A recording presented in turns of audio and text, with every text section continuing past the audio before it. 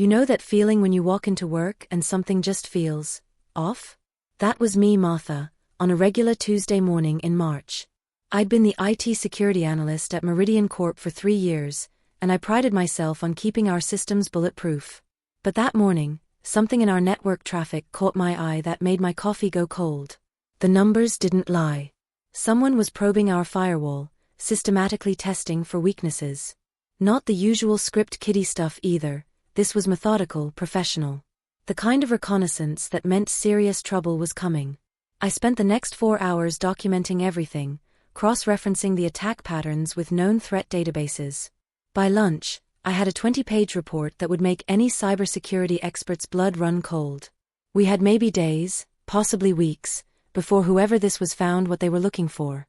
Walking into Director Thompson's corner office that afternoon felt like approaching a judge's bench. His mahogany desk was pristine as always, corporate awards gleaming behind him like trophies of his business school education. I placed my report in front of him with the kind of reverence you'd give a bomb disposal manual. "Thompson, we have a serious problem," I began, pointing to the highlighted sections. "Someone's been systematically probing our network for the past week.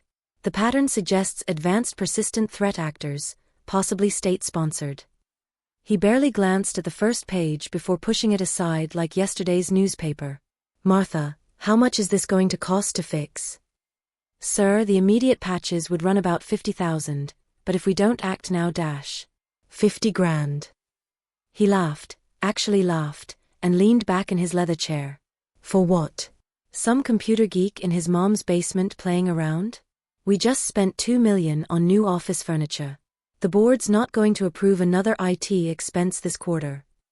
That's when I knew we were in trouble. But I had no idea how deep that trouble would go.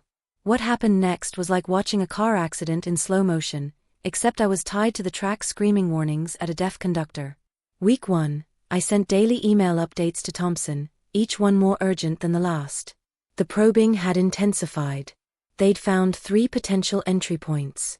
Radio silence from management. Week 2, the attacks shifted from external probing to spear phishing our employees. I intercepted 17 malicious emails targeting our accounting department. My request for mandatory security training was taken under consideration. Week 3, they were inside. Not fully, but I could see traces of reconnaissance software on 2 machines in marketing. I documented everything, sent screenshots, even created a PowerPoint presentation breaking it down in terms a 5-year-old could understand. Thompson's response? A single-line email. "Is it affecting business operations? If not, focus on your other duties." By week 4, I was having nightmares about what was coming. The attackers had gone quiet, never a good sign. It meant they were preparing for something big. I tried going over Thompson's head to the CTO, but got the corporate runaround. "Chain of command, Martha. Work with your direct supervisor." Week 5 brought the kind of silence that makes seasoned IT professionals wake up in cold sweats. No probing, no phishing attempts, nothing. I knew they were in deep preparation mode. I sent one final report to Thompson, subject line, "Urgent, cyber attack imminent, company at critical risk." His response came 2 hours later: "Martha, your paranoia is affecting team morale. Consider this your official warning about creating unnecessary panic." Friday, April 28th. Week 6. The office felt different that morning, not because anything had happened, but because I knew something was about to. It's like how animals act strange before an earthquake. The network was too quiet, too clean. Professional hackers don't just give up after 6 weeks of reconnaissance. I spent my lunch break updating my resume. Not because I was planning to quit, but because I had a sinking feeling that by Monday, there might not be a company left to work for. At 3:47 p.m., I sent my final warning to Thompson, copying HR and the CTO this time. "This is my official notice that our network is compromised and a major cyber attack is imminent. I am formally requesting immediate action to prevent catastrophic data loss and financial damage to the company." This email serves as documentation that management has been repeatedly warned of this threat. Thompson stormed into my cubicle 15 minutes later, face red as a stop sign. "What the hell do you think you're doing, copying other departments? You're creating panic over nothing." "Sir, I'm trying to save this company." You're trying to justify your salary with scare tactics. Consider yourself on thin ice, Martha. But I wasn't on thin ice. The whole company was, and the ice was about to shatter. Monday, May 1st, 7:23 a.m. I was barely through the lobby when I heard it, the sound of chaos echoing from the third floor. Phones ringing non-stop, people shouting, that particular kind of panic that happens when everything goes wrong at once. The elevator couldn't move fast enough. When the doors opened, I stepped into what looked like a war zone. Every computer screen in sight displayed the same message in blood-red letters. Your files have been encrypted. Pay 500 Bitcoin or lose everything forever. Ransomware. The nightmare scenario I'd been predicting for 6 weeks had finally arrived, and it was worse than I'd imagined. This wasn't just a few infected machines, this was total system compromise. Patient records, financial data, client information, 3 years of product development, employee personal information, everything was locked down tighter than Fort Knox. Thompson came running toward me, his corporate composure completely shattered. Martha, thank God you're here. Fix this. Make it go away. The irony was so thick you could cut it with a knife. The next 72 hours were a blur of emergency meetings, frantic phone calls to cybersecurity firms, and the slow, horrifying realization of just how badly we'd been hit. The hackers hadn't just encrypted our files, they'd stolen everything first. Customer social security numbers, credit card information, proprietary software code worth millions in development costs, executive emails discussing merger plans, employee personal data including home addresses and family information. It was a complete intelligence harvest. By Wednesday, the numbers started coming in. $2.5 million in immediate ransomware payment demanded.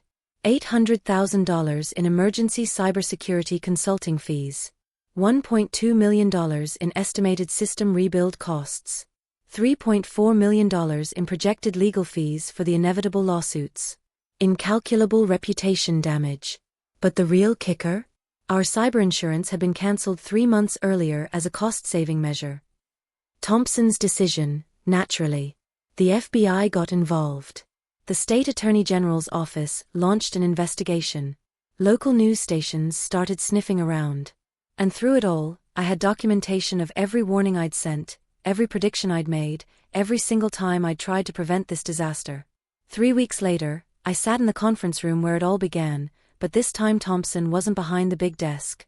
He was across from me, flanked by lawyers, while I faced a panel that included the CEO, board members, and investigators from 3 different agencies. Ms. Martha, the CEO began, we understand you documented significant warnings about this cyber attack before it occurred. I slid a folder across the table, copies of every email, every report, every desperate attempt to get management's attention. Everything's in there.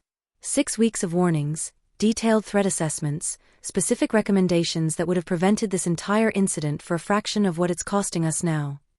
The room went quiet except for the sound of pages turning. Thompson's face went through several shades of pale as the board members read through my documentation. And the cost of your recommended preventive measures was? Asked the lead investigator. $50,000, initially.